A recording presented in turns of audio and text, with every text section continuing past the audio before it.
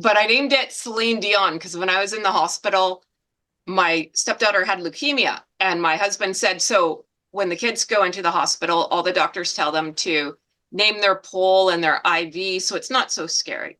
So my feeding Yeah. tube was Freddie Mercury because it was Freddie Free feeds Heather, and then my heart Okay. monitor I named Celine Dion because my heart will go on.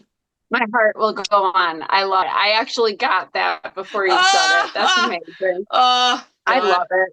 I crack myself up. I find myself very Do you entertaining. feel like you're barely keeping your head above water? That no matter how hard you try, meaningful progress remains out of reach? Heather gets that. She battled an eating disorder for years before seeking help. Now in recovery, Heather is here to tell you that positive change is possible even when it doesn't feel that way. Join her as she shares openly about her struggles and small triumphs. Fair warning though, Heather doesn't hold back. Her candid story may trigger some. But for those wanting honesty, hope, and healing, this is 1% Better with Heather. The information and stories shared on 1% Better are based on host Heather's personal experiences with eating disorders and mental health challenges. Heather is not a licensed doctor, therapist, dietitian, or other health professional. Her advice and opinions should not be taken as professional medical advice. Please consult your physician or a qualified health provider regarding any medical or health-related issues. 1% Better also contains descriptions of eating disorders that may be triggering for some listeners. Discretion is advised.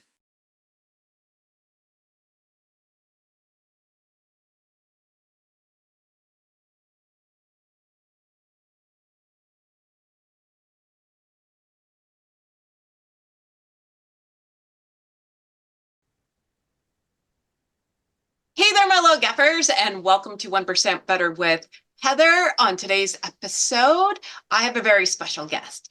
Dana Diaz is here. Welcome, Dana. Hi there. Hi, thank you for being here with us. So we'll just jump right in and I'll get you to introduce yourself. Absolutely. I am just a normal human being like everybody else, just trying to make my way in this world. But I've had some very unfortunate lifelong experience with narcissistic abuse. And at the end of my former marriage, I decided, why not turn my journal into a book so that other people that maybe have been in similar experiences can relate?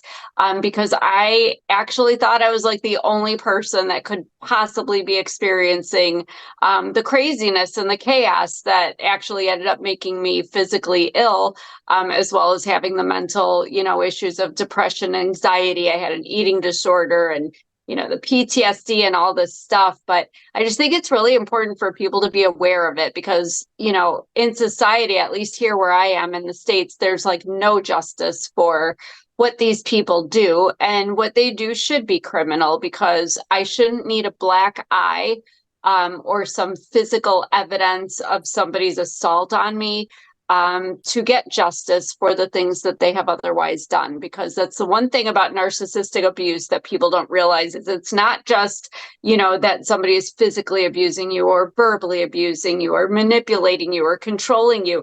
They're sexually abusing you, possibly. There's legal abuse, financial abuse. It just anything they can do to fulfill their ego and overpower you and dominate you to get whatever it is that they want, they will do. And it's so damaging to the person that falls prey to that.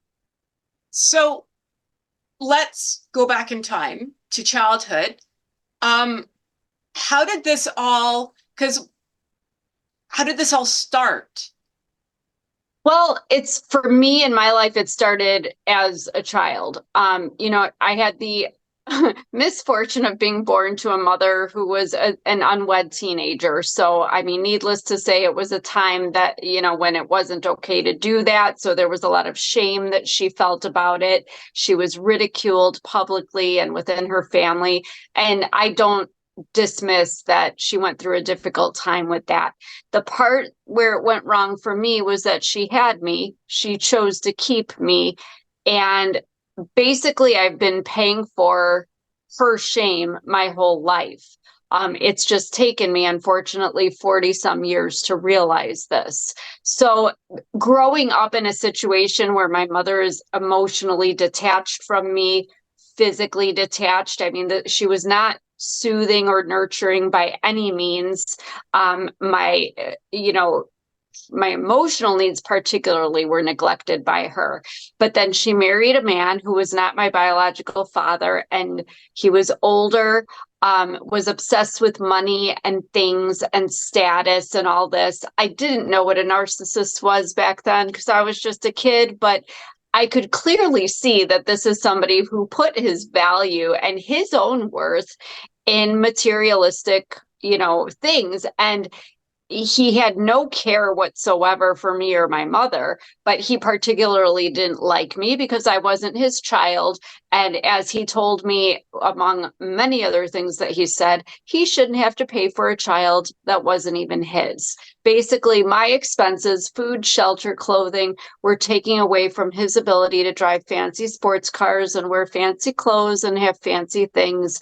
And that was like such a great offense to him, that I suffered for it verbally, physically, and then I had the added bonus of my mother letting it happen, turning her head to it, pretending it wasn't happening, even gaslighting me at the time when I would go to her and say, this happened, or didn't you just see what he did to me? Didn't you just see oh, well, you shouldn't make him angry and you shouldn't provoke him. And I would love when she would tell me, well, he wouldn't be so angry with you if he didn't love you so much. So she's telling this to a little girl. So, I mean, I go through years and years of basically being told by this man that I'm nothing, nobody, I'm incompetent, incapable, never, never, never, can't. I mean, to say I was diminished and had no self-esteem is an understatement. But on top of that, having the physical, abuse that followed to make me feel like the nothing that they thought me to be. Obviously, I went out into the world at 18 trying to get away from them and vowing to myself that I'd never be mistreated again. But unfortunately, being a codependent, people pleasing, desperate for love, kind of a girl. And it's sad that I was raised to be that way. But the problem with that is that it was like serving me up on a silver platter to a narcissist, because that's what happened. I leave my house thinking that's never going to happen. I'm going to be different. I'm going to be strong. I'm in control of my life. And what do? I fall for another narcissist because he saw me. They can detect you a mile away. They see your vulnerability. They see your eagerness to please. They see that you are just desperate for any crumb of affection or attention. So they start dangling things in front of you. Certainly in any relationship, there's courtship involved, but with narcissists, they know what to say, they know what to do. So we call this love bombing, but for somebody that has been starved of love and deprived of any kind of attention or affection, you think that, this is the best person in the entire world. You think like all your wishes have been granted and that this is the person who's promising you everything that is going to fulfill all of those things for you. So of course I fell for it. Even though the first time I met him, I knew that there was something about him. There was something about this guy that reminded me too much of my abusive stepfather. But I still went for it because there was nobody else. I had no other options. Nobody else was asking me out. And I was kind of turning it around just like I did in my childhood, like my mother had taught me to do, that, oh, it must be me. Maybe I'm being too judgmental. Maybe I'm misperceiving things. But when things started happening with him that still caused me to feel unrest, which we would call a red flag, I was still doing exactly what my mother did, which was enabling, excusing, and tolerating.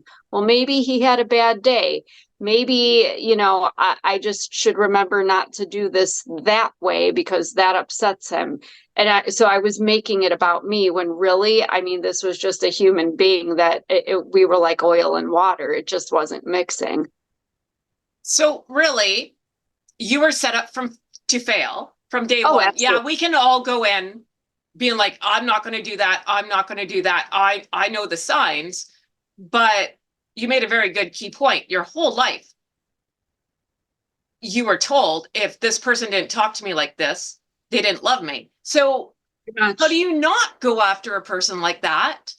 Because that equals love. Exactly. Even though that you do know better, but we all want affection at the end of the day. Yeah. And we don't have self-esteem or anything, self-worth, nothing. So of course we're going to go to what our normal is. And unfortunately, that was your normal. Exactly. And the reality is that, I mean, I remember in high school, a very nice boy asked me out, and he was so nice and he was so cute. I couldn't even believe that he was interested in me. But I mean, from all appearances, I mean, my gosh, he was like a dream come true. But I said no to him because I was scared because I didn't know what to do with a nice boy.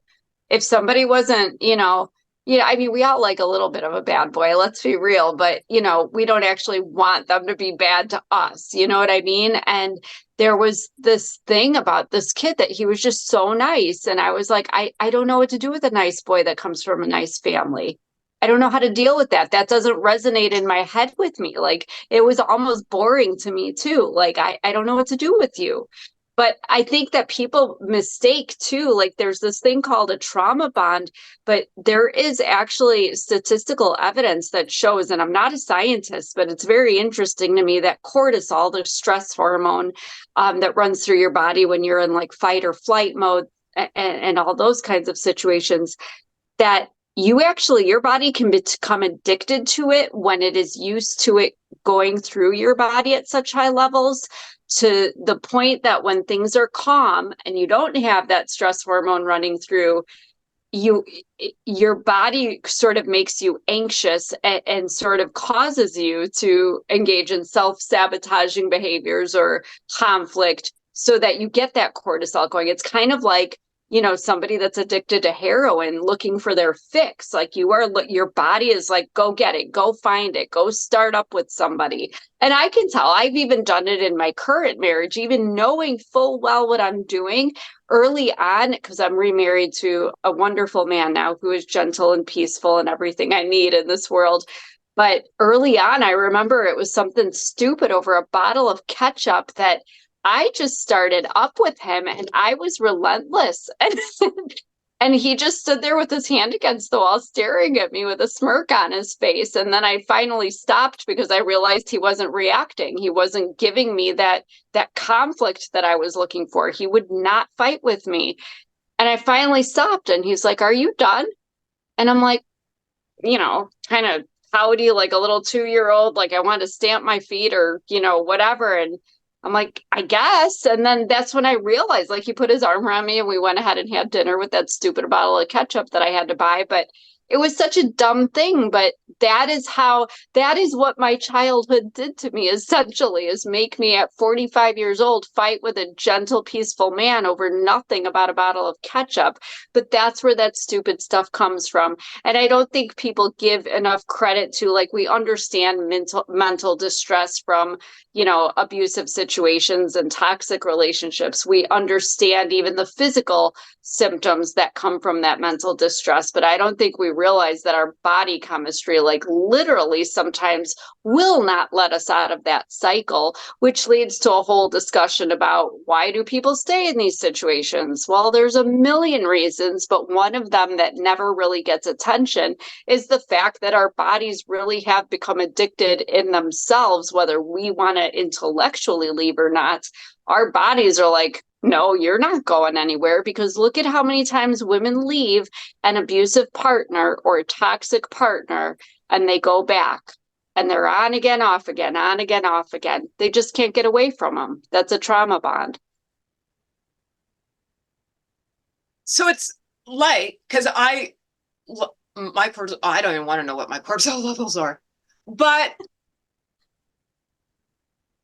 I understand so your body's confused really at the end of the day, because if there's not stuff going on, if we're not in that panic mode, when everything's calm, I'm always like, something bad's going to happen. Something bad's going to happen, right? You're always waiting for the other shoe to drop.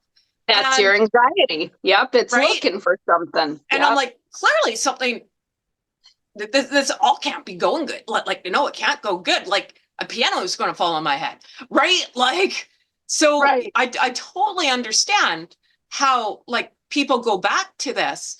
And people are also so broken.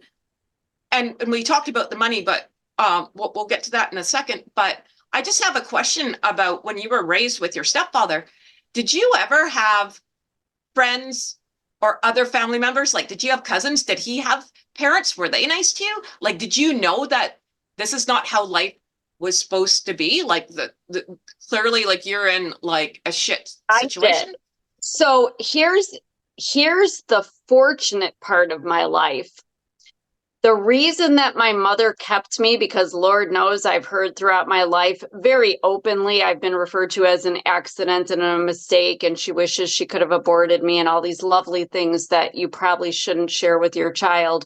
The reason that she ultimately kept me, which everybody in the family openly talks about as well, is that my grandma and my great grandma, so my mother's mother and her grandmother, were at the hospital, and they said, over our dead bodies, are you giving this child up for adoption or, ridding of her in any way? We are not going to let our only grandchild, our very first great grandchild, be raised by strangers. So they made an agreement with my mother, basically told my mother, we'll take her off your hands.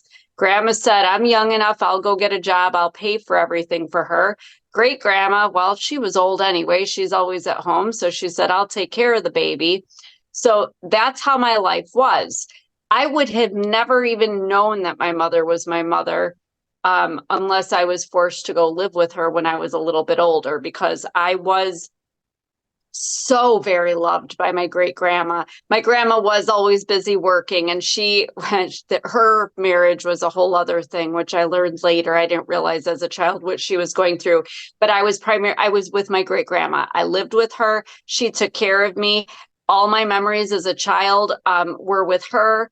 If I needed soothing at night, if I was crying, if I had a boo-boo, she was the one who kissed it. She was the one who rocked me. She fed me. She clothed me. She bathed me. She took care of me. For all purposes, she was my mother. I mean, I was a kid, but I watched cartoons. I saw movies. I saw other people interact. We're not blind or stupid. We can see things. So in my mind, I thought she was my mother, only I called her Gram because she was my great grandma, and I didn't think anything of it. I'm actually in the process of finishing up my book about my childhood where I talk about this, but it really wasn't until a kid at my preschool said something to me like, why weren't you at the daddy-daughter dance? And I was like, well, I just don't have a dad. Like, I didn't even think anything of it. I'm like, I don't have a dad. And they're like, well, what about your mom? And I'm like, well, yeah, I mean, I have a mom. I have Graham. Like, I didn't know that I was different. But yeah, it was good that I had that basis, that foundation. But when I went to live with my mother, and this man that she was marrying moved us, how far from our family and friends out to a totally different area. We knew nothing, knew nobody. There was nobody Hispanic like us. They were all, primarily Caucasian and Jewish. And it was very hard for me because my mother was like, stop rolling your R's. And she was straightening of course, now I straighten my hair anyway, but she was straightening our curly hair. Like, we had to wear Gap clothes instead of the frilly floral stuff that my grandma was putting me in. It was like, no, we're going to pretend we're Caucasian. Nobody needs to know we're Puerto Rican. Start talking like that, start fitting in. But the problem was I never fit in. And I knew I didn't fit in, not just with her and not just with her husband, but not anywhere. But I recognized it because I had that foundation with my grandma. With my grandma, I knew love. My uncles, my two uncles, my mother's brothers, were always with me as well. So they treated me well. And eventually, like, I went to school and I would make friends and I would go to their houses for sleepovers. So yeah, I would see not all of their families were very happy and functional, but the ones that were, I could see, how there was respect and affection between a couple versus, ooh, there's problems in that house. Like, they're getting divorced. And, that was about when, like, in the early 80s, when it was starting to be kind of okay to even say the word divorce. So totally different time. But it's interesting that, yes, I was observing the differences, not just with my friends, but knowing what love really was from my own foundation, to know that it wasn't there with my mother and with my stepfather, and then going forward in other relationships. But, you know, being raised that way in the home with my mother and stepfather, unfortunately, I was with them for more years than I ever was with my great grandma, that no matter how much I fought it, well, every time I opened my mouth, I would, get a physical consequence. But no matter how much I fought it, even mentally, no matter how much I told myself it was wrong and that I deserved better and I could be better, I internalized it. I was internalizing their shame that they held towards me for the fact of not being their biological child together, and for whatever shame my mother had for having had me so young to begin with. So I have a question. Was your stepdad Caucasian? Or Yeah. So now this kind of makes sense. So not only are you not good enough, but and I'm going to say this wrong, and ethnicity, your background, Here.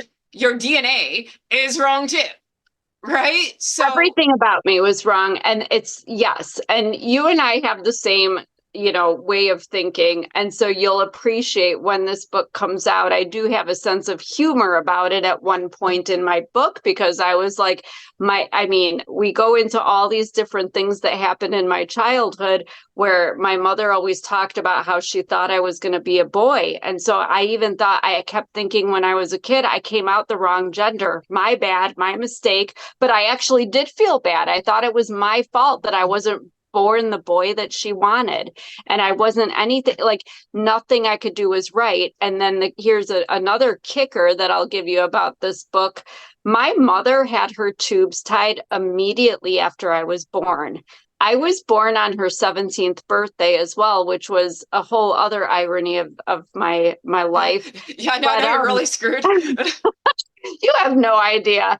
But the fact that she had her tubes tied immediately after I was born tells me I don't think she just didn't want me. I don't think she wanted kids at all. Because my observations of her over my life, like you see women who, my God, if they see a baby in a carrier or in a stroller, oh, baby. My mother was not one of those people. She was not like, real excited over babies. She was always like a little kind of like kept them at a distance, like, I'm good. So the irony of everything else as well, which I talk about very heavily in my book, is that when she got married, because I was not this man's child, he decided he wanted his own biological child with her. And she went through like 6 years of procedures and surgeries to have her tubal ligation reversed. She had 16 miscarriages before she finally gave birth to a viable fetus. My brother was full term, but this man told me a few months before his child was born that once that baby was born, they were going to be a family, the three of them, and I was not a part of that. And so to have known from the get-go from both of them that, I was all wrong. Nothing I could do was right. Nothing I could say was right. My existence was wrong. I was a bother, a burden. Then to have to watch them basically go through all this, struggle to replace me because I wasn't upholding my end of the family bargain or something. You have to look at I was internalizing a lot as a kid, and in the midst of all this, I'm being verbally abused and physically abused, and I'm being picked on at school because I'm the different kid. I'm not like everybody else. And I didn't understand why it wasn't okay just to be me, because I struggled with, well, I'm fine when I'm in the city. I'm fine when I'm with Graham. I'm fine when I'm with my uncles and my family. But no, to go back to your question, with my stepfather's family, it was weird because not only did I feel completely out of place, some of them were very courteous and very polite, and they did try. I was a kid, but they tried. They would talk to me. They were pleasant and friendly. But my mother, like my mother was always socially awkward anyway. Like she didn't seem to be concerned with having friends. She didn't seem to have any. So she had a hard time relating to people. All she ever did was work. She was too busy working to do anything else. But once she got with her husband, it was like he was a lot older. So all he had were his siblings because both of his parents were deceased. But his siblings, he was the youngest of the five siblings, I believe, or the fourth to the youngest. So they were all much older than my mother. My mother had nothing in common with them. They would blatantly insult her and make jokes about Hispanic people in front of her and in front of me. And, my mother was often very offended by them. And there was always this rift to where eventually my mother just didn't want to go to anything with no holidays, no nothing, which I was fine with because despite our, strained relationship, who else did I have? I mean, that was my mother. I just assumed I had to side with her and be loyal to her. And honestly, I just assumed she would protect me basically from any angst that I would have in life, including anything having to do with this man and his family. So what's the age gap between you and your half brother? 14 years. Oh, that's a big gap. So yeah, I just can't even believe any doctor. Well, this is America for you. No offense, America, but money, money, money, right? Like when they did stuff back in the 70s, that was it, man. Like it's like I can't even believe anyone would be like, nope, sorry, you're out of luck. Like we're not even going down this road. And that's before in vitro. That's before everything that we have right now, really. I can't even imagine the money that they spent on that. Like, oh my God. I know. And for somebody that was so to say he loved, I mean, I will stand by it to this day. That man loved money more than anything else, above else. Money was it. So if he put his money towards something, that was because he had to have it. Like he was intent on having, and he had to. He was one of those people that if the neighbors got a new TV, I'm not even kidding you. We had to get one that was an inch bigger. Mm-hmm. If the neighbors got a new car, he had to get a new car, but with more options or a better brand. It was what he was literally like always the one-upper, had to be better. They even did it with me when I moved out as an adult. I remember I bought some furniture. They went out and bought very similar furniture, just more expensive and better quality. And it was like, I'm your kid. Why are you competing? Like, I didn't even know this was a competition. But that always have to be more and better. And it was always about money. So of course he had to have a kid. And of course I knew it was made so clear to me that the spawn of his loins was like, it was like the Messiah was coming, literally. But try being the kid that already lives there and already gets treated like crap, always gets treated like a piece of garbage, knowing that this other kid's coming, the Messiah's coming because you didn't cut it. Yeah, that's a very, very hard thing to work through. That's got that's a whole lot of therapy. I'll say this though, as we're talking, when you said, because you were a girl and everything too, he didn't like you. My spidey senses tell me that if you were a boy, you probably would have not made it out alive. Well, it was a wonder I made it out alive at all, honestly. And I don't want to give too much away because we got to leave some suspense for the book. But there was a life insurance policy taken out on me when I was 12 years old. There were things that happened in the house. And one night there was something that happened where I honestly did think I was going to lose my life. I did lose consciousness. I was strangled and thrown down some stairs, and I thought that was it. And unfortunately, child services didn't do a damn thing for me. And I'm going to say this with that, again, I don't want to get too much into that, not because of personal things, but because, I got to leave a little something for people to read.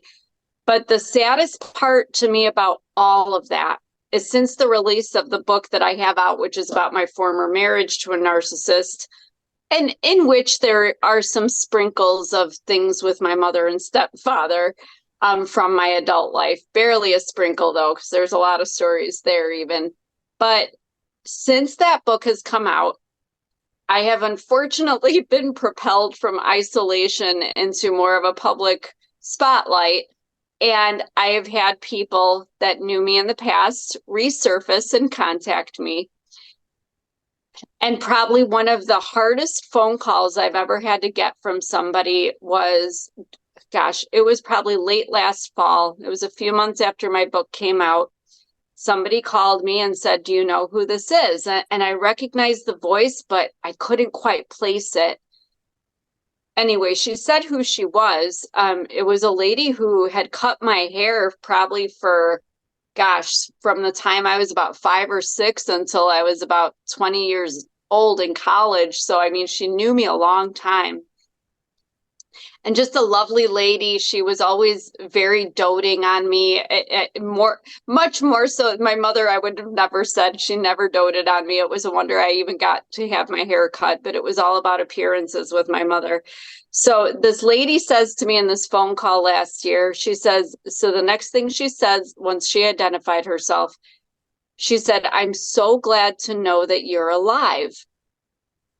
And I said, "Why would you say that?" Because I certainly, especially when I was a kid, I did not tell anybody what was going on. I had a couple close friends that I told some stuff, but I never told everybody everything. And she said, "Well, I could just always tell by the way she said, your mother was always, always so melancholy. Like she would smile, and I said, yeah, I know. There was like deadness in her eyes. It's like she was dead inside, like just going through motions." And she said, "Yeah, but," she said, "I never really knew your stepfather, but," she said, "I knew people who knew him. And," she said, "I always thought I'd see you on the news that you were found dead in a ditch somewhere and maybe that he killed your mother too." And that hurt me so bad, not just that somebody else saw it. I mean, I was partially glad somebody saw it, but then it made me wonder how many other people saw what was going. I mean, I'm getting chills right now because I did honestly think that I was going to die especially that one night that I'm speaking of. I swear to God, he was going to kill me. I knew he wanted to get rid of me. I knew it. I didn't know he would go to the lengths of killing me, but to know that other people were seeing this, but nobody did anything. Nobody stepped in. Nobody said anything back then. And I think that's my biggest problem with it now, because I see situations even in my adult life, even with my ex-husband, and even, I hate to say, with a family member in my husband's family now, that everybody sees it, everybody knows it's happening, but nobody says anything. They just pretend like, oh, that's just the way the person is, and that's just not okay with me. It's not okay. It's not okay to just, I mean, to me, that's enabling. If you're going to let a toxic person bully or harm, whenever there's intentional harm involved, that's where I draw the line. You don't get to do that to other human beings and get away with it. And so many people do. Well, I hope someone did phone, because if CPS came to your house and it was what a horrible thing happened to you and they wouldn't take you away, I'm going to assume if someone phoned and said, "We think this is going on," they went like, "Yeah, all right, click." Right? Well, so CPS did get involved after I went to school the day after that night that I thought I was going to die. CPS did get involved. And you know what happened? I was sent right back home, because all they did was interview some neighbors and interview some of my mother and stepfather's employees. They owned their own business. Well, why would their employees be stupid enough to say anything badly about them? And of course, they're outstanding and generous and wonderful. And the neighbors said all the same. Because they don't want to rock through their window, right? Like, yeah. So it was me. I was the one that was the problem. I was difficult. I was defiant. And honestly, my mother and stepfather, I sat across from them at the police station, and my mother was doing the whole act of, sniffling and pretending she was so sad and didn't know what to do with me. And my stepdad had his arm around her like, oh, poor us. We're the victims of this girl who's just so defiant and rebellious. And I'm just going to tell you right now, you know what? Teenagers are teenagers. Was I a peach? I was pretty damn close to one, honestly. I had a mouth on me because I would get frustrated at the way they would invalidate me and the way that they refused to see me and refused to love me. But let me tell you, I was in all honors classes. I feel like I'm bragging now, but like I never smoked anything in my life. I never did a drug in my life. I didn't drink. I went to a party once because I felt like I should, because that's what kids do. But I called a cab to leave because I didn't want to get drunk and I didn't want to have sex and I didn't want to do all this stuff that all these other kids were doing. Like, I was a good girl. I was a really good girl. I was like in bed at 8 o'clock at night because I couldn't stay up past then on my own. Like, I was a good kid, and I just couldn't understand why they couldn't love me. But I spent so much of my childhood and even in my adult life overachieving and striving for more. What can I do to make them notice me? What can I do to make them proud of me? To this day, I am 48 years old, and I am sitting here telling you that I have never, out of my mother or stepfather's mouths, heard, I am proud of you, ever in my life. At 48, we don't even speak anymore. And I'm glad for it, because I don't want fake parents. I don't want to call somebody mom that isn't a mother. And I certainly don't want to call him dad. I never did want to call him dad. But I was forced to, because it put on the facade. It was, nobody needs to know he's not your real dad, so let's pretend. And, it's just really frustrating, though, that my brother was born and that's all he had to do. He got it right from the beginning because, like you said, he had the right DNA. And me, it didn't matter what I did or didn't do. It was just automatically wrong. And it's hard to grow up that way.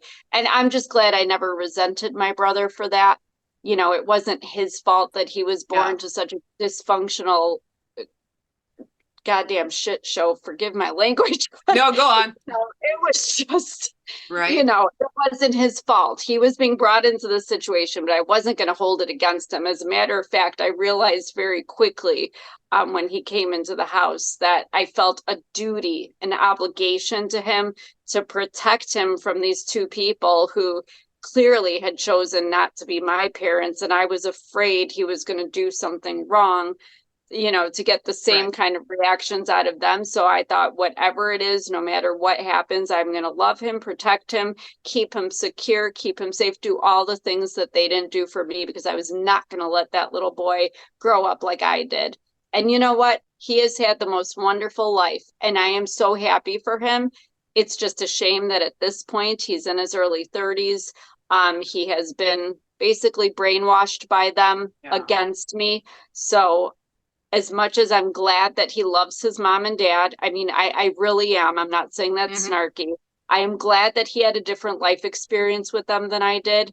But it's just a shame to me that, if he knew how strongly I felt, and I mean, I'd have laid there were a couple times where I did throw my body over his to protect him from his father that was laying hands on him when it wasn't deserved. So I just wish that my brother could see the truth, and I'm not going to be the one to spoil it for him, though, because that's one thing people say, well, why don't you tell him? Why don't you send him a copy of the book but my thing is, if you thought your life was perfect, if you loved your parents and had this idea about them, I don't know. I just can't be that person that shatters that and causes him that kind of mental distress and to question everything. So I just let them all be. The three of them are a very happy family, and I'm just not part of it. It just really sucks. Well, I pray that he'll come around, and, everyone he's got trauma. He's got to process his trauma on his own time. And, we're about the same age.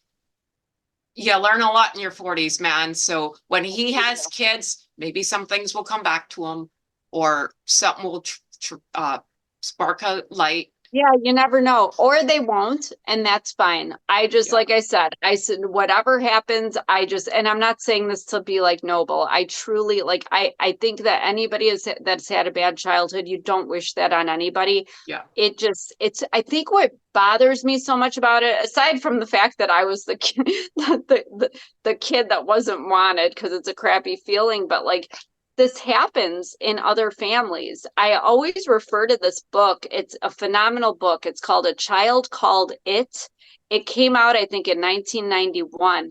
It was a true story written by a man. He was the child they called it, but he was one of 5 children in this California home. The mother was the only one abusing him, but she didn't abuse any of the 4 other kids. She only abused him. And the father knew it was going on, turned his head just like my mother and said, "Oh, just try not to upset her, try not to," he would even take the other kids away when the abuse was occurring, knowing the abuse was occurring, instead of stopping the abusive parent. And it's just so sad to me that, I mean, we're not the only 2 people in this world that happened to, but what a terrible thing. Like, I almost would feel better. I'm just gonna say it, as terrible as it sounds. Like, my parents were crappy parents to me. Like, if they were crappy parents to my brother too, that would have that would, I don't know, I guess made me feel better It's in a like way. power Like, in numbers, right? well, it would just be like, okay, you're shitty parents. Yeah. Whereas when you are the one being mistreated and the other one is being glorified and exalted, clearly the issue is you. So how do you not, especially when you're a kid? I am growing, developing, I'm a teenager, I'm trying to figure life out and figure out who I am. And the message I'm being sent is that there's something wrong with you. We cannot possibly love you. Well, no freaking wonder that I went out into the world thinking nobody else, who the hell else is going to love me? I didn't even love myself, because how could I when the 2 people who were supposed to couldn't even do it? Jesus, even, these serial killers, they can kill Right. and rape and dismember how many people, but mom's always sitting behind them in court knowing her kid did something wrong, but that's her kid and she sits by them in court. And mine, my God, mine would probably be the one dismembering me and doing those things to me. It's just awful. So how do we now meet Prince Charming that you call your ex-husband? Like, where do you meet this guy? I worked in real estate. He walked into my office. And so it wasn't, I mean, it was a very, short and not, there wasn't much to this interaction. But I, coming from the childhood I came from, I learned very quickly how to read a room. Like, anybody that walks into my life, whether it's on a video screen like we are now or in person, I mean, we all make judgments within seconds, but I am so hyper vigilant about assessing my safety level and assessing any threats and getting vibes from people, because I need to notice every bit of nonverbal and verbal communication and get a sense of what this person's mood is and what's going on. And everything about him was, he was aloof, he was arrogant, which I couldn't figure out because he wasn't much to look at. And I mean, there was nothing like visibly that, even the vehicle that I saw him pull up in and like, there was nothing that gave it. I mean, like, forgive me for the very poor reference, but it's not like this was like Donald Trump where you could tell this was somebody of some sort of status or some kind of, wealth, level of wealth that wanted to be bowed down to. None of it made sense to me, but he acted like he was some kind of a god that was entitled to servitude. And I was just like, you're like everybody else. Like, there's nothing that special about you. Right. So I didn't give into it and I didn't like it. But then when he returned and expressed interest, again, here I am thinking, going back to my old ways, going back to being my mother, who I didn't want to be anything like, saying, oh, well, maybe it's me. Maybe I'm being judgmental. Maybe I'm being superficial. Maybe it's me. It's all about what I think, and something's wrong with the way I'm thinking.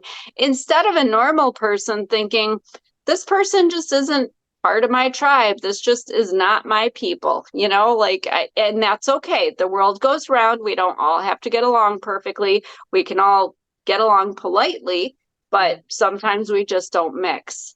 But this man showed interest in me. I gave in, agreed to go down to his apartment one night and proceeded to be disrespected in so many ways. That's the first chapter of the book that's out. And that's something that I've had a lot of people that cringe, just even after that first chapter, that they just feel like, my God, you must have really thought so little about yourself to have let this man spit beer all over you, douse your clothes, and then basically take sexual advantage of you. But I take accountability because I didn't know what else to do. I mean, Was he I drunk? will never. Was he like Very. hammered? Oh God. Beyond. But when the sexual stuff was taking place, I didn't stop it either because I didn't want to. I didn't want to with him, and I didn't like how it was happening. But at the same time, there was this part of me that's like, oh, but he wants me. Somebody wants me. So it was effed up, because I can't say it was rape, because I laid there and let it happen because he wanted me. And I thought, well, Yeah. this is what men like, isn't it? Maybe if I let him have this, maybe then he'll love me. How sad is that? And I was 19 years old, and it makes me sad to think, like, now that I have my own kid, and his girlfriend is 19, and I just look at her sometimes and think, I look at, I love my son's girlfriend, FYI. Just a little tangent. I absolutely adore her. But I look at her and just think, like, my God, she's so naive and so young and so sweet. And, you have your whole life ahead of you. And yet when I was that age, I laid down and let a man spit beer all over me, disrespect me, take advantage of my body sexually when I was not really wanting to give that consent, because I thought that made me worthy of I thought maybe then he would like me. Maybe then I'd be worthy of somebody loving me and giving me attention. And that's just not, shame on my mother and shame on my stepfather for putting me out into the world like that, with so little self-respect. So, it's a terrible thing, but the good news, and I do like to emphasize to people, the good news is, am I all healed and everything?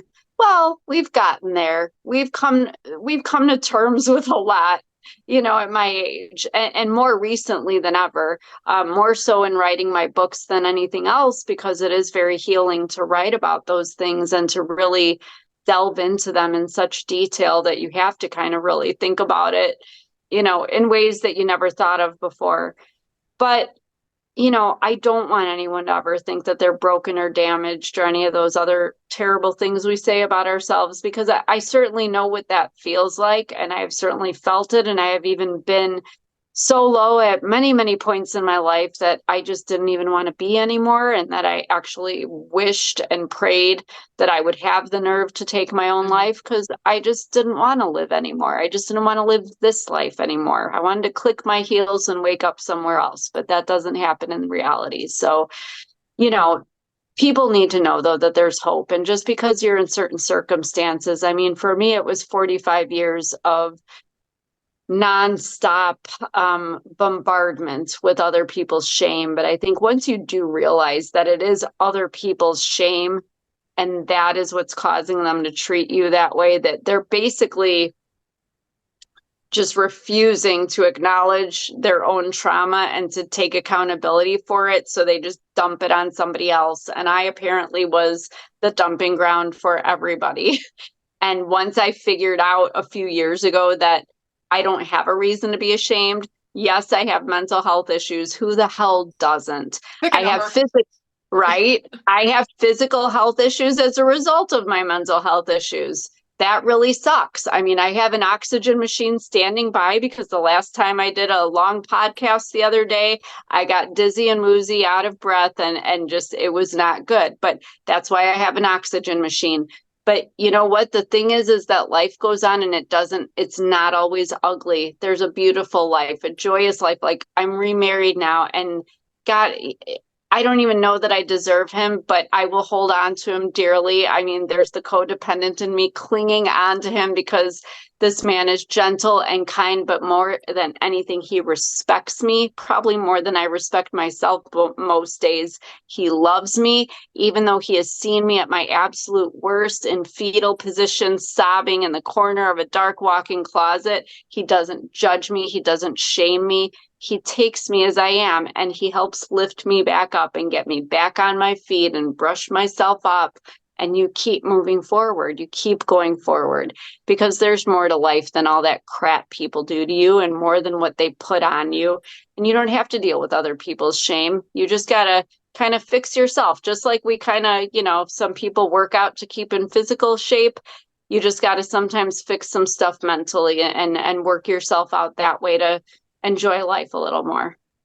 And this is why I call you a guide now. So you have your book, Gasping for Air, right? Yeah. I always say, go find your guides, go find your village, because you're not the only one that's gone through this. You're brave to talk about it, Well, and somebody has to. Well, yeah, right. And there's no shame, because we know shame. And trust me, there's nothing you can say to me that, like, guilt and shame, I got it for everyone on the planet 1,000 times over. Trust me, I'm good, right? And so with your husband, though, so this horrible date goes on. You married the guy, like, no offense or anything. So, and then you stayed married for like 30 years? 20, yeah, we were together 25 years. Okay, 25. So, that's a long time. And I'm not, please don't take that like the wrong way. But no, I don't take it the wrong way. I don't take it the wrong way at all. And here's what I'm going to tell you, because nobody gets married to get divorced. But people have to remember, like, we have this idea, like, you find the one and you get married and it's happily ever after. Well, let's be real. And I'm just going to say it. People get married for reasons that have nothing to do with the other person. I mean, there's the obvious, like, there's people that get married because you got somebody knocked up. There's people who got married because somebody has money. There's people who marry somebody so they could stay in the country. It's not always this glorious, magical, fantastical thing called love. God, I wish it was. I wish it was all the time.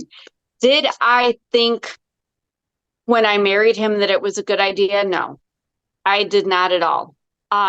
Did I hope that things would work out? Absolutely, 100%. And I'll be honest with you, even though I'm remarried, I'm just going to say it because that's who I am. I mean, I do wish that things had worked out with my ex. I mean, nobody actually gets married to get divorced, okay? Mm-hmm. And we had a kid. You want to keep things together. But, there were other things. That's why, like, when people say, well, if it was so bad, why did you stay? Why does anybody stay? There's like a million reasons why people stay. I mean, the obvious one is most families, most couples are living to their fullest financial extent. Most people don't have money for a whole other household and all the utilities and insurance and all this stuff. Most people don't have, money for that extra vehicle. Maybe two people are sharing a vehicle. I don't know. There's pets, there's kids that need to be divided. In our situation, we actually lived on a little farm. So, I mean, people can make fun of it and say it's not an excuse, but yeah, other than dividing the one kid we had pets, we had cats, we had dogs, we had pigs, we had cows, we had chickens, we had, there was a lot there. It wasn't, you don't just up and walk away. I couldn't, and he traveled for work. So literally, I could not just up and walk away and leave all these animals to just, roam the pastures by themselves. You're going to have the SPCA, PETA, everybody in your business. You're going to be in a lot of trouble. I was a member of PETA. Like, I can't do this. Right. So, but there's the other million reasons as well. And one of them for me, and I think a lot of people can relate, when you get married, whether you get along with the other family or not, they're your family. You know, there's a connection there. And with my ex, you know, part of the appeal before we got married was when I met his parents. His mother and father, they were like Mr. and Mrs. Cleaver, you know, from the just the nicest, just they were just so warm and welcoming and accepting and support. I mean, like literally, I felt like I was like on a 1950s TV show anytime I was with them. Like you just hear the music in the background and they're patting your back, giving you the pep talk and telling you how great you are and building you up, and just the loveliest people. And especially his dad. Oh my God. I wanted his parents. I wanted his parents, and his sister became my best friend. I had always wanted a big sister, and you know, she had kids and I was the one's godmother, and like, so you're wasn't going to living walk with away from that. like the jerk, but being with this family coming from being a place of beyond broken, is it They a made matter me of feel lesser of the evils? Like I could take his jerktivity, but I really like this. This is what I always wanted. Yeah, they made me feel whole. I had the parents I always wanted. I mean, his dad used to introduce me to people as his daughter, not his daughter-in-law. Oh. It would throw people, and he did it as partly as a joke because people knew I was married to his son, so they would look at us oddly like there was incest. No, but no, but it was a very loving relationship. I was so close to them. I talked to my mother-in-law several times a week. I would go there and visit. We would go out. I mean, we were so connected. His sister, the same thing. She, like I said, she became my best friend. We would go on trips together. We would go shopping together. We were on the phone constantly. She was the first person I told about anything. And, you know, so to me, part of me was like, well, he can't possibly be this monster that I think he is, to come from a family like that. And then the other part of me was like, yes, what you just said. It's a little bit of a price to pay to have this family I always wanted. And with him, it wasn't always bad either. And I think that was part of why I didn't recognize it as narcissism or even as abuse for many years, because in my childhood, it was just like, they didn't want any part of me. They didn't even try, right? Only if it was in front of other people did they pretend to love me or be a parent. But with my ex, there was this constant push and pull. It was literally a love-hate relationship. He would love me until I did something that he didn't like, or said something that he didn't like, or told him he couldn't do something like, I don't know, sleep with other women and stuff like that. Then I would pay the price. Oh yeah, that was a big issue. But then I would pay a price, and then he hated me. And the problem with it, and this is what people don't get about narcissists and why the abuse is so, you know, it's not about just leaving because something happens. Because when I look at the first incident, the first physical incident that happened with us, it was about 2 or 3 weeks into our dating relationship. He threw a CD across the room at me, you know, very, very violently, trying to whip me in the head with it because he was mad. But 25 years later, we had escalated to guns being shot and knives being, you know, and death threats and police and all this kind of stuff. So how do you get from point A to point B? Because those are two very different things. This is what narcissistic abuse is about. It's called insidious abuse, because so he whipped the CD across the room. I didn't like it. I walked out and said, no, sir, I'm done. But then he came, oh, I'm sorry, it'll never happen again, and all this crap, right? And I thought, benefit of the doubt, let's keep going. But every time something bad happened, so to speak, it was just a little bit worse, right? It just crossed that line a little bit to where it wasn't a deal breaker, but you didn't like it either. But addressing it brought more problems, so you didn't address it. So you see, you have this like teeter-tottery thing where you're just like, but then you keep going. And then something else happens because they've already gotten away with this, this, and this. So now they're going to do something a little worse. Then they get away with that. Then they get away with that. And the part of the problem is that they do tend to go with people who have no boundaries and who tend to be people pleasers, as I was. And even though I thought in my head I had boundaries, and I think we all do, just some of them are a little further out there in the horizon where we can't even see them. But I think the problem is that, we have people that say, well, if my husband did that, if my husband cheated on me, well, I don't even know, honestly, I've lost count of how many times, Max, before we were married, after we were married, like, I don't even know. I stopped asking. I didn't even care who he was with when he would waltz in the next day and like, whatever. It wasn't me. So thank you, Jesus. Right. So the problem is that I don't even know where I was going with this. I Well, get it's like a lost in my stepping mind stone sometimes. because I've talked about it. I think, like, I swear, like we make the joke like we are the same person. I've seen this movie. This is and when you're talking getting a CD thrown across the room at you, I had a nightstand thrown at my head, right? So you don't go like you don't start with the nightstand. There's a stepping stone. Yeah. Right? Right. And I'm not no peach, Yeah. right? I've thrown stuff, right? I've thrown stuff, not a nightstand, but like, and not at somebody. I've thrown something at the wall or something, or hit a wall or swore my face off. But when the nightstand comes at you, and the next time the dresser comes at you, Yeah. you're like, yeah, that seems right. Like, Yeah.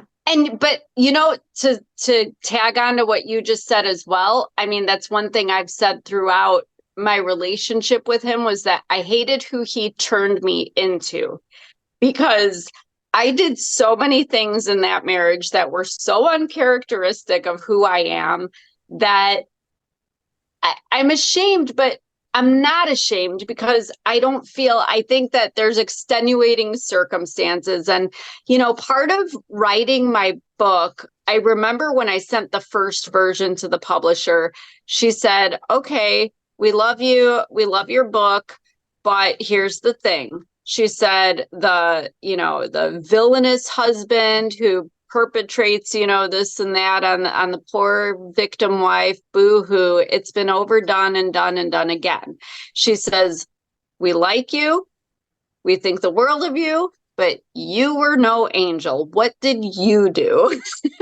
And I was like, oh, I didn't do anything. He did all these wrong things to me. But guess what? It takes two to tango. We weren't doing the tango. That was for damn sure. It was straight up war.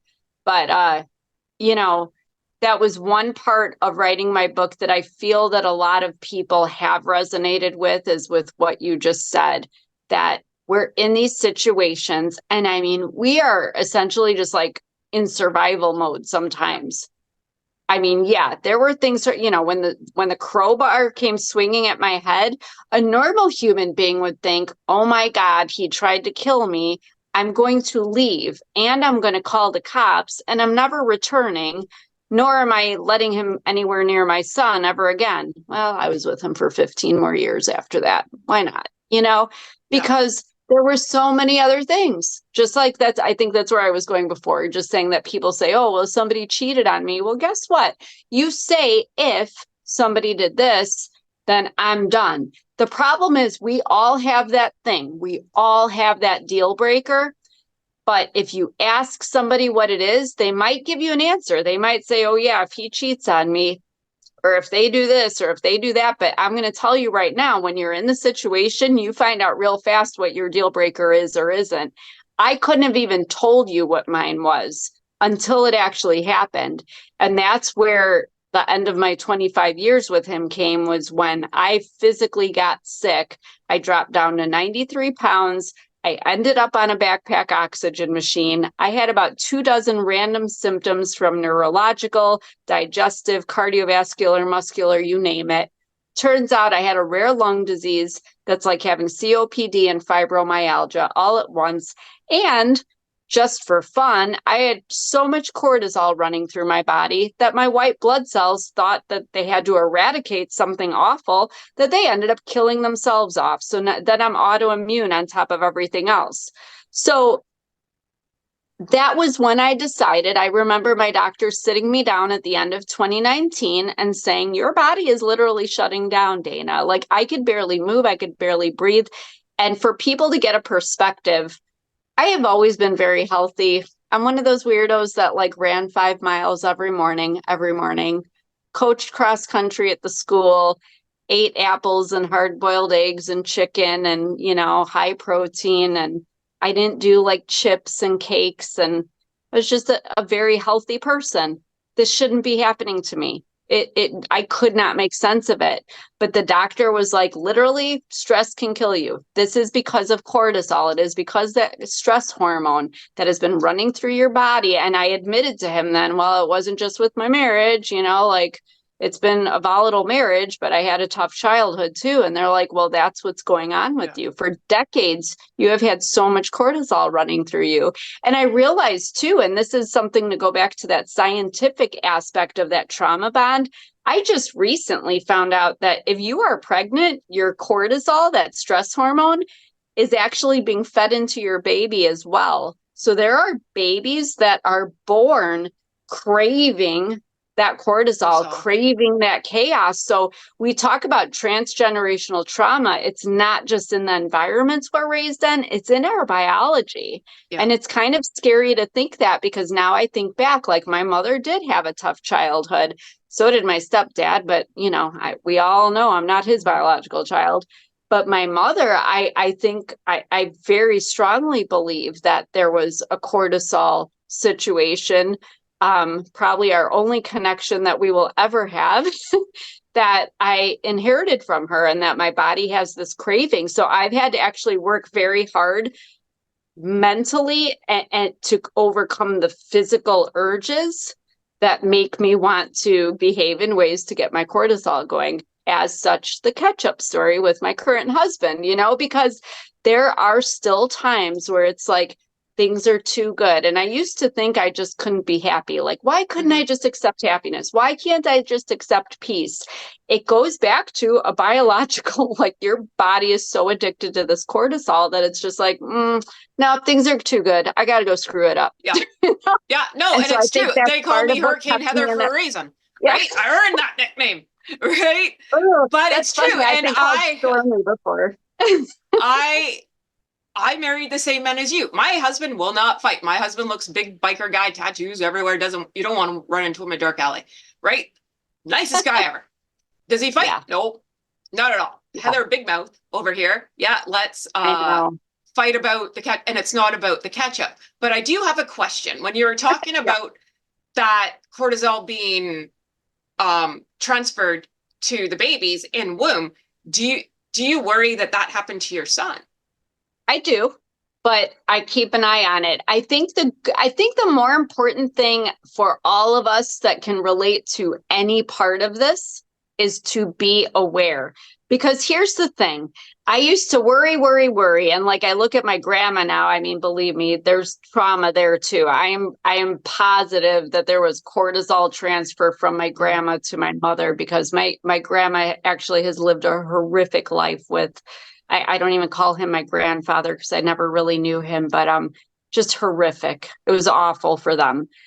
But yeah, I absolutely do worry, but I think it's important, if you're aware of it, you cannot change the past. So like, you have to just not beat yourself up and worry about what you can't change. I mean, there is something to be said for that, but just be aware of it going forward. What I will say about that with regard to my son, and I can only speak from experience from my one child, because that's all I've got. Absolutely 1,000,000% I worry about it. And 1,000,000% because he was in that toxic situation for 17 years of his life.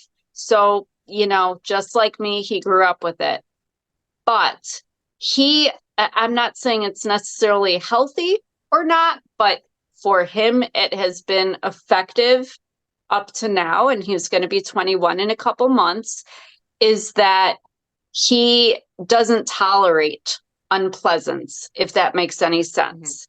He doesn't want, when emotions get escalated, he's out. And he doesn't make a thing. He doesn't tell anybody. He just removes himself from the situation. So like, I have a kid, like, he was never like in fights at school. He does not fight with people. He clams up sometimes.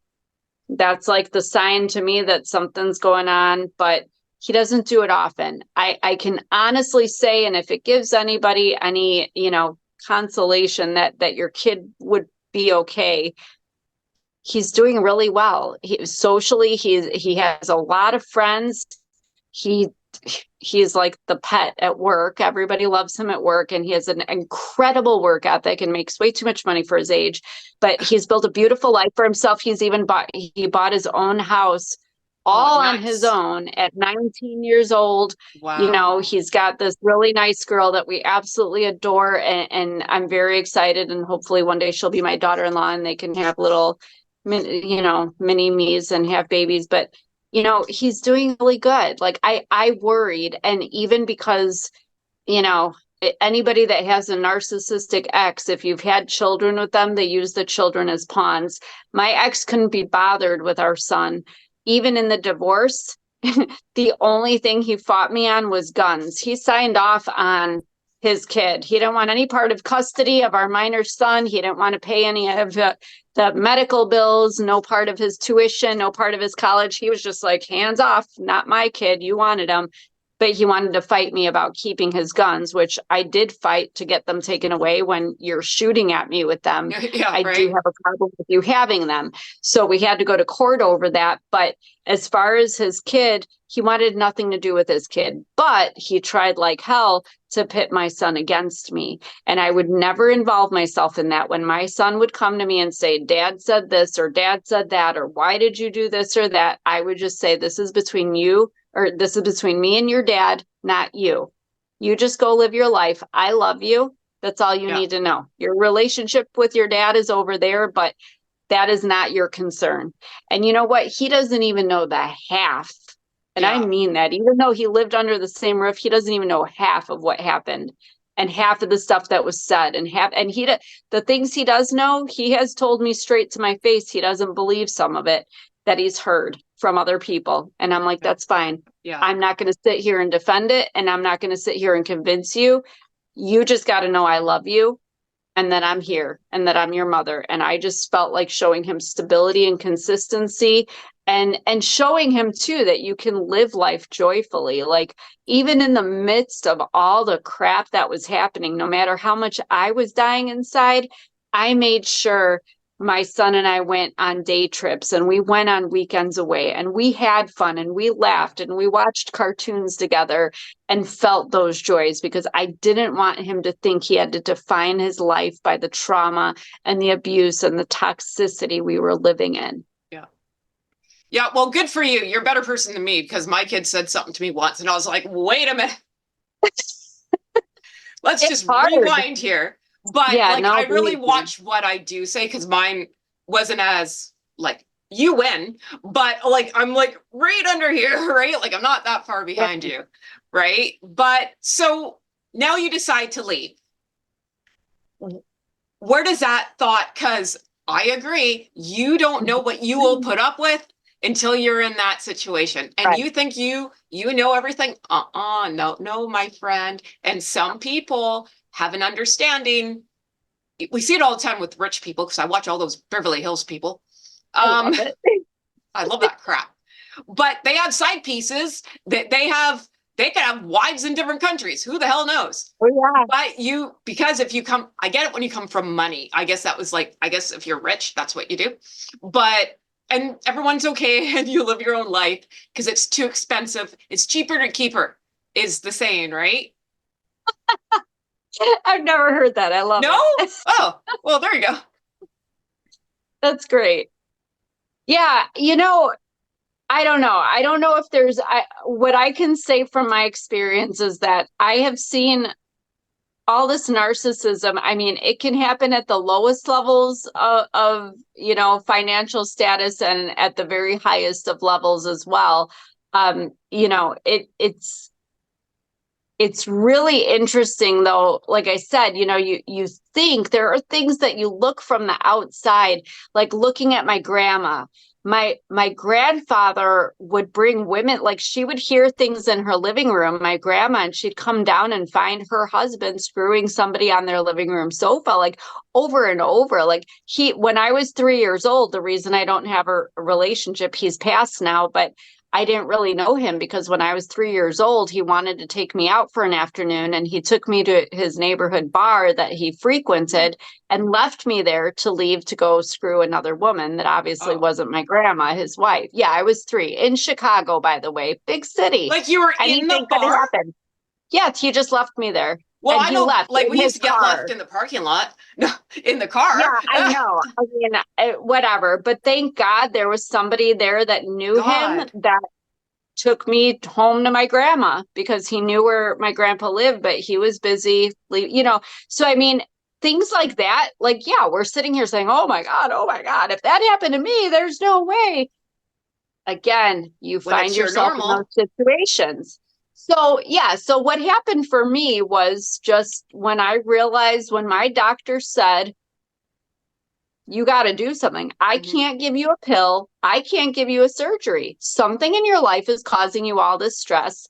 And he wasn't sure what it was. He knew I was not happy in my marriage. I was never really too shy about that. But, you know, even I hadn't realized that your marriage can affect your health. It could be a friendship. It could be a parent relationship. It could be any relationship.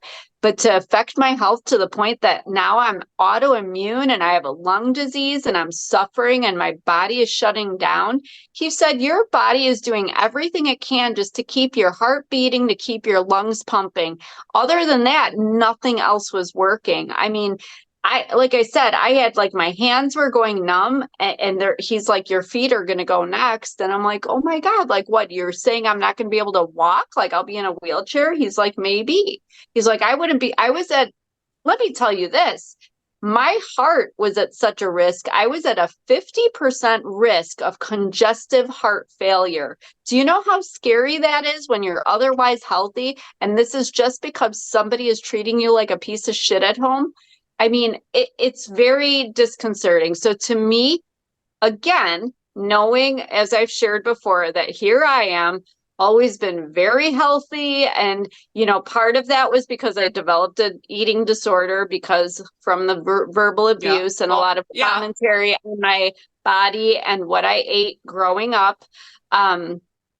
I was from a very young age, very, very healthy, an apple and a hard-boiled egg for lunch and drinking my water. And I don't want to drink my calories and diet everything and low fat. And, but you are telling me that my health, my body is giving out.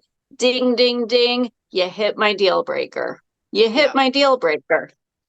I didn't mind me being 93 pounds because when you're anorexic, that's like God handing you exactly what you want. It's like your wish coming true. And I'm just going to be real. I mean, Hey, man, you're talking to the anorexic bulimic. I'm not going to disagree. Yeah. I tried to be bulimic, but I couldn't. Right. Yeah. All right. And that's the thing. But, I have struggled even with that. That's probably been harder than the mental distress to get past. As a matter of fact, just earlier this week, I saw somebody that I hadn't seen actually since she was there that day. I saw her the same day that I was told that my body was shutting down. So the last time she saw me, that's the condition she saw me in. I literally, like 3 days ago, ran into this acquaintance at a store. And the first thing she said, she didn't even recognize me. Because I said, oh, hey, so-and-so. And she just kind of looked at me like she had no idea who I was. And I'm like, Dana? And she's like, oh my God, you look so healthy. And I stopped and I thought that was weird. And then it kind of touched my heart because I'm like, okay, I've put on 10 pounds and, I've worked really hard to like eat when I'm hungry and not stick my finger in my mouth to get rid of it and, stuff like that. But that's a coping mechanism though, really, right? It's absolutely, it's to control. It's absolutely, I mean, especially when I was younger, I needed to control something. So if I Yeah. could control my diet and control my weight, and it was something it was predictable, and I was in control of it, whereas everything else going on around me was Yeah. completely out of my control and out of control all on its own. But yeah, it's just one of those really interesting things, that for me personally, that's the thing that kind of pokes that bruise, is Breathing. that You like my breathing? health. Breathing's my thing. Breathing is my thing, and being healthy. And so that was my deal breaker. And you know what? For somebody, it may be the cheating, it may be infidelity. It's just so sad because I hear so many situations where unfortunately it goes on and it goes on and it goes on. It's not your deal breaker, but we all have one. And it should be when somebody physically assaults you. It should be when somebody sexually abuses you. It should be when somebody financially drains you and inhibits your ability to have financial independence to be able to leave them. It should be a million things. But every single one of us is unique and comes from a different background. And there's something different about each of us that it's just going to be that one thing. And when it happens, by God, you'll know it. And for me, it was the health. And that's when I said, this man could take everything away from me. Lord knows he had taken everything. But I said, I'll be damned if he's going to take my life away from me. He is not going to let me die. I am going to live, because there is no way I'm going to let that bastard raise our son. I'm going to live so that I can get my son out of this. And, the key thing that I did that night, I remember I stayed in the basement at that point because I didn't trust even sleeping on the other side of the bed with him. So I slept on the basement couch. And I remember laying there that night thinking like, but what do I do? What am I going to do? Where am I going to go? How's life going to be? And I asked just simply, the question came up, what do I even want? Because the thing about narcissists that everybody can relate to, there are all these rules. So there's all these rules that are either spoken or unspoken. In my case, my ex, he actually wrote down rules for me a couple times, how to be a good wife, because I apparently wasn't one. But, you follow these rules thinking that you think that if you follow them, if you can please this person, they'll be better to you. They'll be kinder to you. Things will be okay. Because again, things aren't always they're not 100% horrible. There is some good sometimes. But the thing about these rules is that even if you do follow them, and even if they are pleased with you, they're always behind your back talking about all kinds of crazy things that aren't true about you, because they always know, no matter what, they're going to hit something. They're going to poke that deal breaker. They're going to hit it at some point, because sometimes they're not even sure what it is, because they get away with so much that they make sure that if you do ever leave, if you do ever say anything to anybody, that nobody's going to believe you. And part of, and this is going to go back, I'm sorry, there's so many tangents, but narcissism is, it's like a web of lies. It's like a spider web. But part of it is that they have to create a narrative that discredits you. They always go to the "you're crazy" thing. But part of the reason that I was able to stay so long also is because probably 15 years, maybe 16 or 17 years before our divorce, he had me so convinced that I was bipolar. I was so worried, like, I'm raising our son. What if I am bipolar? Like, forgive me. I feel terrible for all the things Britney Spears has gone through, but I'm seeing on TV, she's bipolar. She's shaving her head. She's doing crazy stuff. This is what the media is feeding us about bipolar disorder. So I'm like, oh my God, what if I do something crazy with our son? What if I'm not fit to be a mother? Because he's telling me I'm not fit to be a mother too. And so I go to the doctor. I go to a psychiatrist and I answer all the questions as I'm told by my husband that this is how I'm acting and this is how I'm feeling. I come home with 2 mood stabilizers for bipolar disorder, 2 of them. I was on them for 17 years. And can I tell you, when you're on these things, you don't feel, you acknowledge, like, you're like, I think I'm upset, but this is what you look like when you're upset. I think I'm happy. Shouldn't I be happy right now? But this is how you look when you're happy. You're You're just tranquilized. literally, Yeah. literally. I remember the first few times once the meds took effect on me, I remember like even the first time I was around my mother, she was looking at me weird because she was always accusing me of being sensitive and emotional. And all of a sudden I was just like stone faced and blank. And, you know, I had a friend that was like, this isn't you. Like, you're almost cold now. But I mean, think about that. If I was going through 17 years of my life numb, imagine everything that happened. There's probably stuff that happened that I don't even remember. Yeah. That probably horrifying that I was just like, oh, okay. You're gonna go screw somebody. I'll see you tomorrow. All right.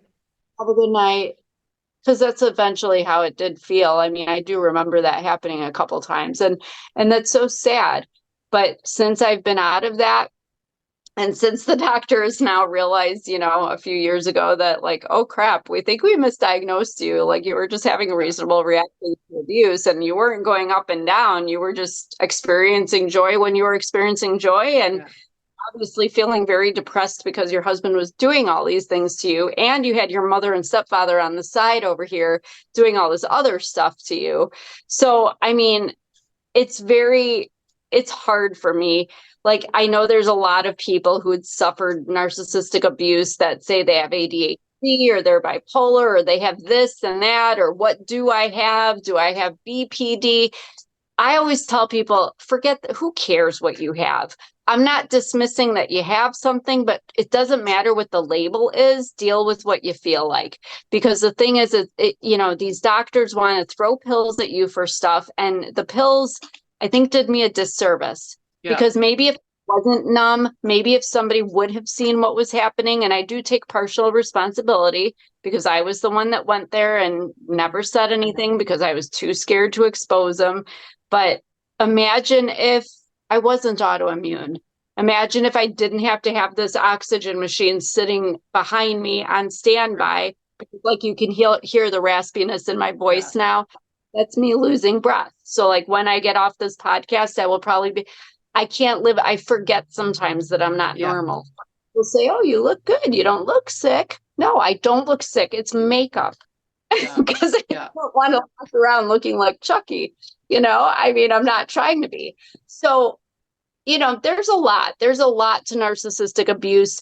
I'm not invalidating anybody else's experience with other abuse, because like I said, in childhood, I absolutely experienced the physical and the verbal and the emotional, psychological, every other thing. But narcissistic abuse really messes with you because it is so complex and so involved, and it comes at you in so many directions that honestly, you can't process one thing before another thing's coming and another, and it's happening every single day of your life constantly. You never get a break from it. You can't breathe, literally. Well, and you being tranquilized for a bunch of mood disorders, mental health that you don't have. I don't even want to. So that's not even like doing what it's supposed to be doing. So what is it doing to your body? Right. And you talked about the rules. Those rules change on a daily basis. So it doesn't matter if you did it to the T, they're going to find something to bitch about. Right. And it's crazy. So now you're probably taking more pills because you just did the list. And I don't know how else I'm supposed to do the list because it worked the last time, but now you're pissed. So and you're absolutely right, because I had my other doctor, my family doctor, gave me Xanax for when I just needed a quick calm down. So now I'm on 2 mood stabilizers, and Judy Garland. God. Yeah, it's a wonder I wasn't drinking too. Oh God, that really, you wouldn't have woken up. Because the thing about that was my ex, I mean, since the day I met him, he would never ever say that he was alcoholic. He's an alcoholic, okay? I don't know if he still is. I mean, God love him, whatever. Glad he's gone. But, when he was with me, so I was worried once we had our kid, it was like I wouldn't even have like a social glass of wine with dinner. Like I was just like, if something happened to that baby or even when he was, somebody had to be sober enough to go to the hospital and not have him taken away from us, because Lord knows there were other reasons to take him away. But yeah, the rules are funny. I did a whole chapter on that in the book where, that's kind of when I started. I think it was the second time he left me the written rules, which I still have to this day. I was referring to them for the book, and that's about when I started just like not caring anymore. Like I was done with him, done with the marriage, but not done enough to actually file for divorce. But yeah, it was like, I'm following your rules, but then he would change the rules on the spot if the rule that he put in place didn't serve him in that moment. Sometimes I was like, I don't even know if he knew what the rules were, because they would just change, or another rule would come in place, or there was an if this, then that, if that, then this. But what kills me now is that this list that I still have, and I bring it with me to book signings. I haven't done one in a long time, but if anybody sees book signings for me, I usually have it with me. You can see I was checking it off like a list of chores. Like, how sad is that? But in my mind, I thought, if I please him, if I make him better, and I've had some people that have said, well, you should have been stronger. If you had more support, you'd have been. Let me tell you, and I said this to one person in the middle of what I was going through. I remember somebody said something to me about being strong. And I said, you don't know anything about being strong, because if you knew what I went through on a daily basis, I am the strongest person. Walking away would be the easy part. That would be the easy. He might shoot me in the back, literally, but that would be the easy part. Because let me tell you, it's very, very hard. And it takes a very strong person to go through that, and to be raising a child, and go to work every day, and participate in the world like a functioning, normal human being, even though you have this whole mess of life going on at your house. It's exhausting. And put on the facade everything's okay, because I can guess, I'm probably right. Nothing to see here. Everything's great. You said you're coaching track and field. You're probably down at your kid's school. You're probably on the PTA. You're probably like, everything's shiny, happy people here. And I was that woman smiling with the cupcakes, handing out hot dogs.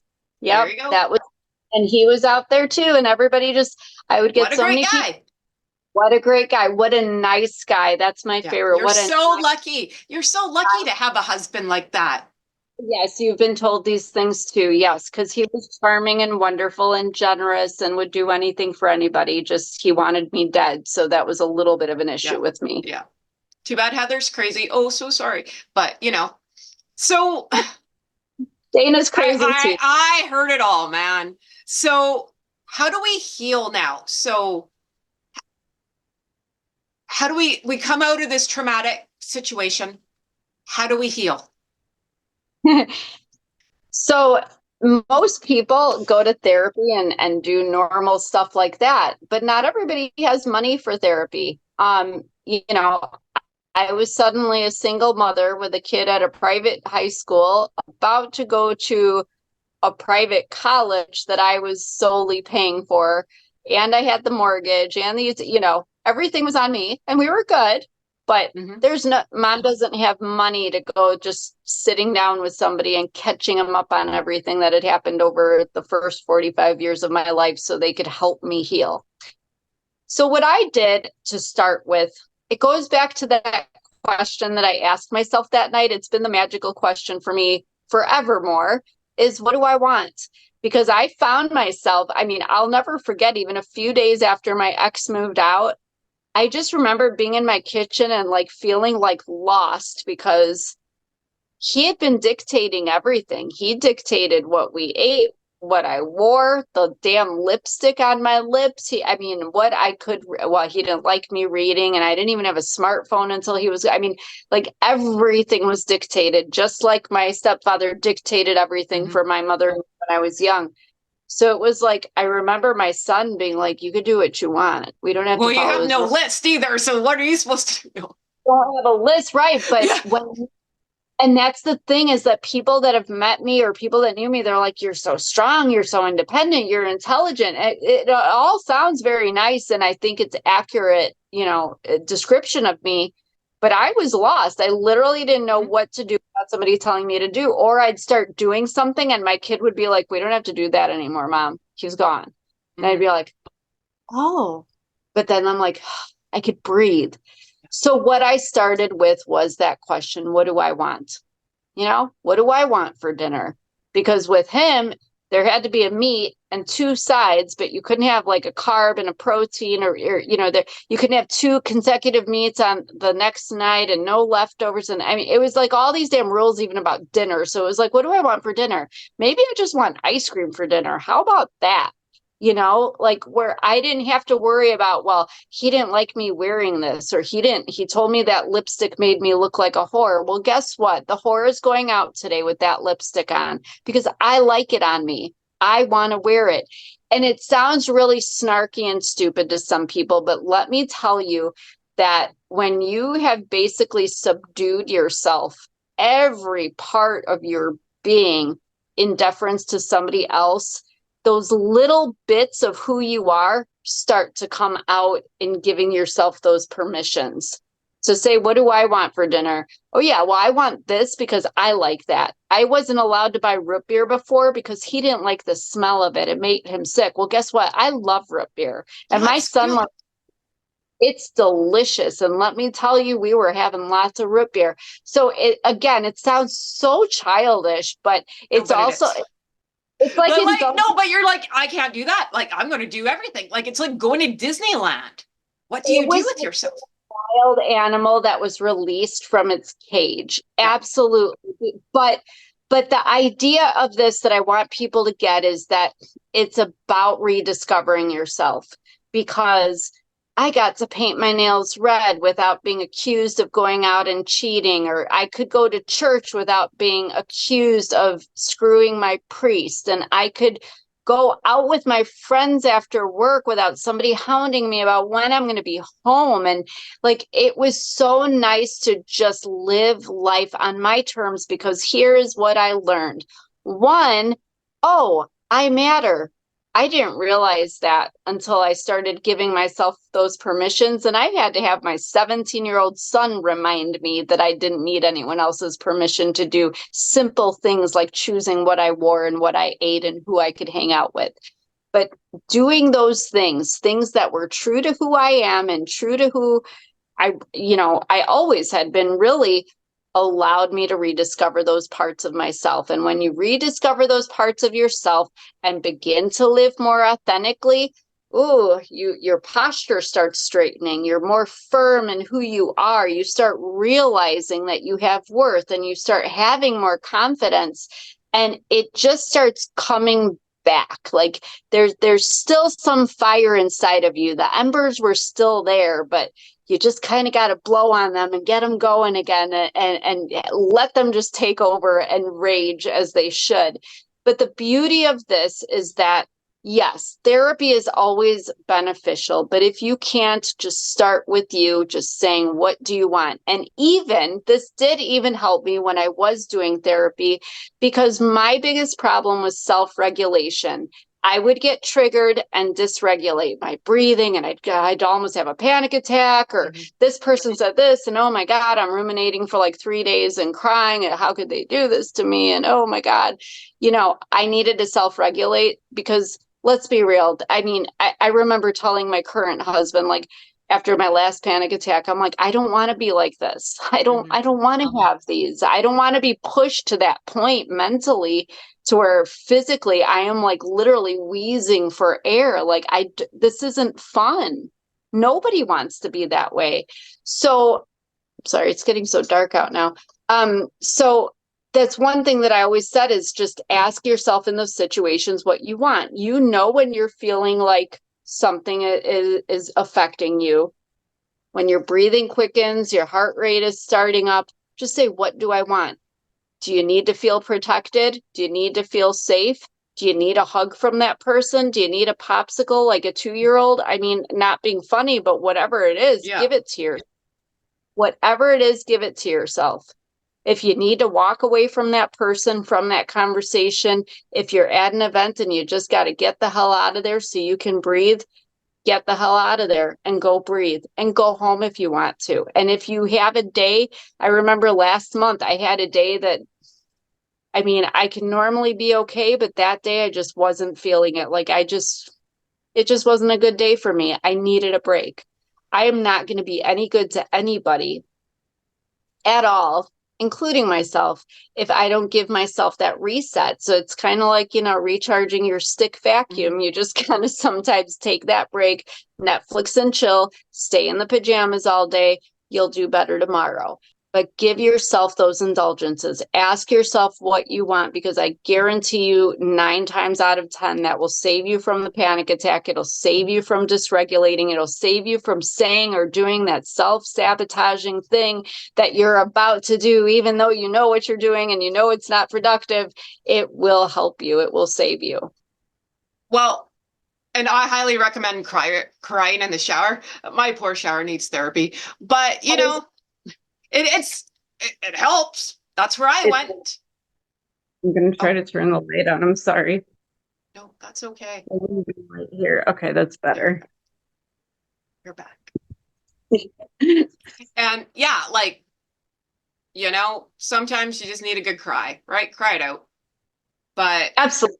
I'm a big crier. I mean, now that I can feel and I'm not on those mood stabilizers, I do cry now. I probably have cried more in the last few years than I ever have in my whole life, but it feels good. They actually say it relieves cortisol I believe and the it. effects of it when you cry. Yeah, I totally believe it. So, God, we could talk for hours, but we'll have to have you back and Yeah. make like a whole day event about it. Gosh, we should do a TED Talk or something, have a panel. Uh, so what would be your number one tip for people? What happens if they're saying, I don't know if I'm in this relationship? What's like number one?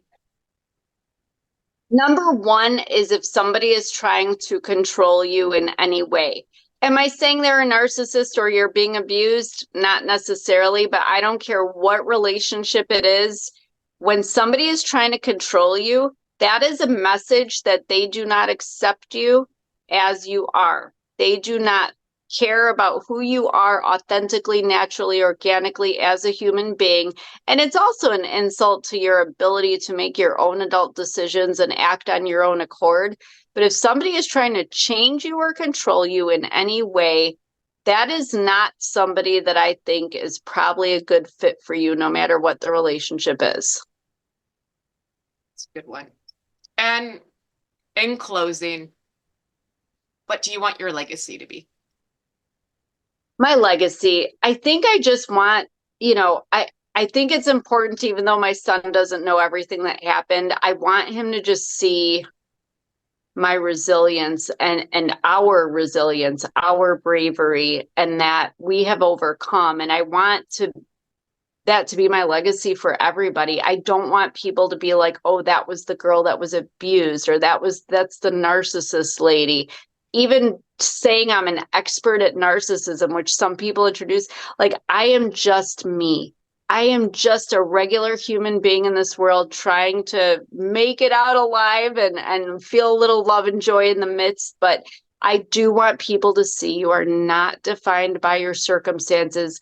Rise above it, bloom, live, experience life as you should, but don't ever think that you are any less than anyone else, and don't let anyone else ever make you feel that, because really we all deserve love and we all deserve to live a very full life. We do. We do. And your book, Gasping for Air, where do we get it? Most people go to Amazon. You can go to my website, danasdiaz.com. Click on the link. Facebook and Instagram links are on there as well. And you can also email me if you want to send me a personal message. I do respond to everybody myself. I don't have a robot or a human being that responds for me. So please do reach out.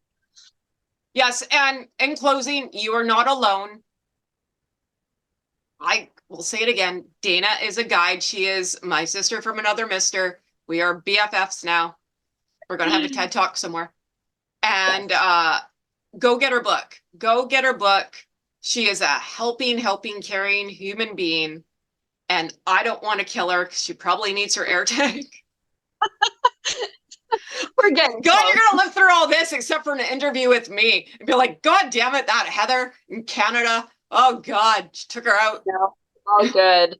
It's all good. Nothing an a compressor can't fix. Awesome. Well, I send you all the love and I can't wait to have you back because we literally could talk for hours. And Good. thank you so much for your time. It was an absolute pleasure.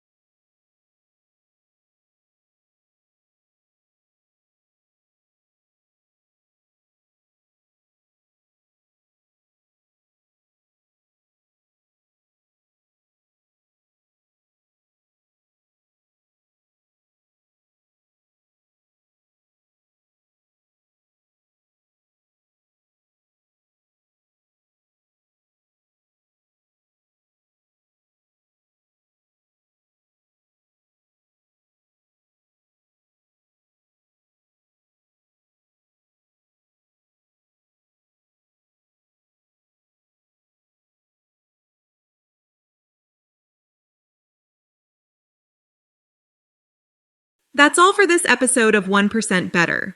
To continue the conversation, head over to our website at www.1percentbetter.ca, where you can access more stories and resources. We'd also love it if you subscribed and left us a review on your favorite podcast platform. And remember, friends, progress takes patience, perspective, and sometimes a little help from people who get it. So be kind to yourself and others as we work to get 1% better every day. We'll see you back here next week.